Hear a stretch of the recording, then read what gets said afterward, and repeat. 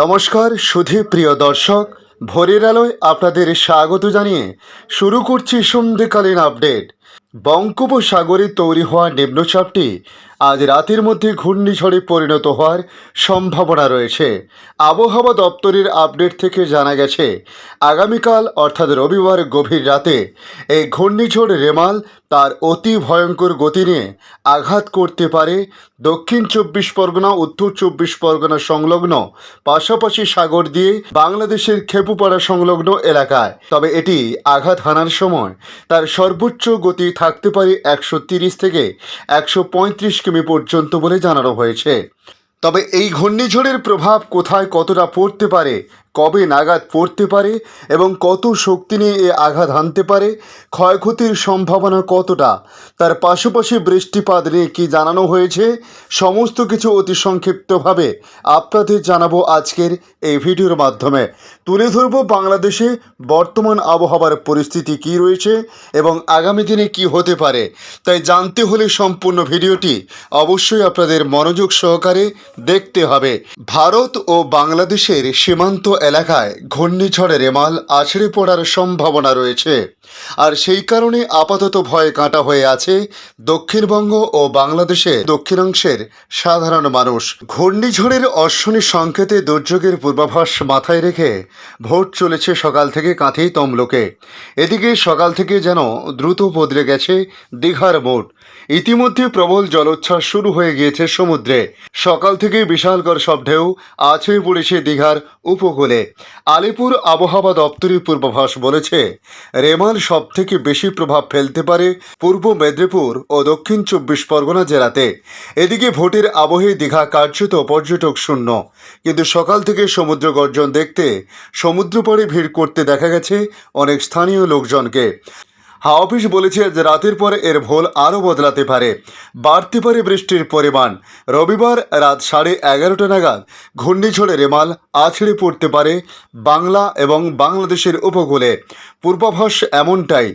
সেই কারণে দীঘায় মৎস্যজীবীদের সমুদ্রে নামতে নিষেধ করা হয়েছে। একই সঙ্গে পর্যটকদের স্নানের ক্ষেত্রে জারি করা হয়েছে নিষেধাজ্ঞা। একদিকে চলছে ভোট, অন্যদিকে ঘূর্ণিঝড়ের কারণে ক্ষয়ক্ষতির আশঙ্কা। ক্ষয়ক্ষতি এড়াতে তৎপর রয়েছে প্রশাসন। চলছে দফায় দফায় বৈঠক, খোলা হচ্ছে কন্ট্রোল রুম। আজ সন্ধ্যের মধ্যে তা ঘূর্ণিঝড়ে পরিণত হতে পারে বলে আবহাওয়াবিদদের আশঙ্কা, যার জেরে দক্ষিণবঙ্গে ঝড় বৃষ্টি বাড়বে। আজ আবহাওয়া দপ্তর জানায়, সন্ধ্যে 7:30টার মধ্যে কলকাতা সহ দক্ষিণবঙ্গের 8 জেলায় বজ্রবিদ্যুৎ সহ ঝড় বৃষ্টি হতে পারে। কলকাতা ছাড়া আর যে জেলাগুলিতে বজ্রবিদ্যুৎ সহ বৃষ্টির পূর্বাভাস দেওয়া হয়েছে সেগুলি হলো 2 চব্বিশ পরগনা, পশ্চিম মেদিনীপুর, পূর্ব বর্ধমান, বাঁকুড়া, পুরুলিয়া এবং নদিয়া। এই 8 জেলায় বজ্রবিদ্যুৎ সহ বৃষ্টির পাশাপাশি 40 থেকে 50 কিলোমিটার বেগে দমকা হাওয়া বইতে পারে বলে সতর্ক করেছে আবহাওয়া দপ্তর। প্রসঙ্গত, আবহাওয়া দপ্তরের সতর্কতা অনুযায়ী ঘূর্ণিঝড় রেমাল আছড়ে পড়তে চলেছে বাংলাদেশ এবং পশ্চিমবঙ্গের সংলগ্ন উপকূলে। তার প্রভাবে দুদিন দক্ষিণবঙ্গে ঝড় বৃষ্টি হবে। পরিস্থিতি মোকাবিলায় দক্ষিণবঙ্গে NDRF এর 12টি দল নিযুক্ত করা হয়েছে। তারা বিভিন্ন এলাকায় থাকবে, ঝড় এবং তৎপরবর্তী পরিস্থিতি মোকাবেলা করবে। NDRF এর এই 12টি দল থাকবে কলকাতা বিমানবন্দর এলাকা, হাসনাবাদ, বসিরহাট, গোসাবা, কাকদ্বীপ, সাগরদ্বীপ, দীঘা, রামনগর, কাঁথি, দাঁতন, নারায়ণগড় এবং আরামবাগে।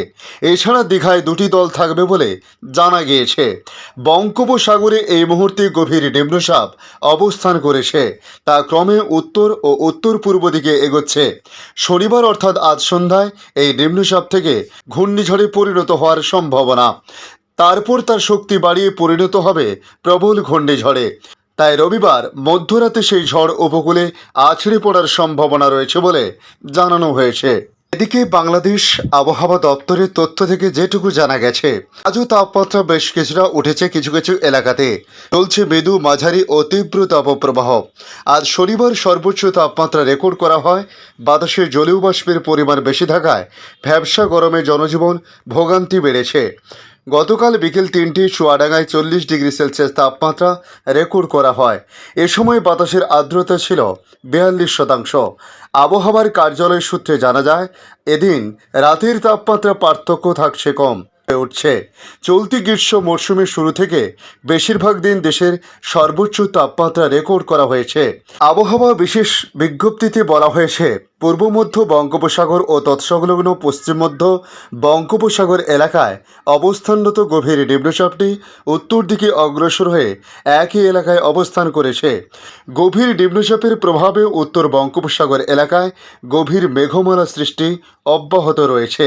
এর প্রভাবে উত্তর বঙ্গোপসাগর ও তৎসংলগ্ন বাংলাদেশের উপকূলীয় এলাকা এবং সমুদ্র বন্দর সমূহের উপর দিয়ে ঝোড়ো হাওয়া বয়ে যেতে পারে। গভীর নিম্নচাপ কেন্দ্রের 48 কিলোমিটারের মধ্যে বাতাসের একটানা সর্বোচ্চ গতিবেগ ঘন্টায় 50 কিলোমিটার, যা দমকা অথবা ঝোড়ো হাওয়া আকারে 60 কিলোমিটার পর্যন্ত বৃদ্ধি পাচ্ছে। গভীর নিম্নচাপ কেন্দ্রের নিকটবর্তী এলাকা সাগর উত্তাল রয়েছে।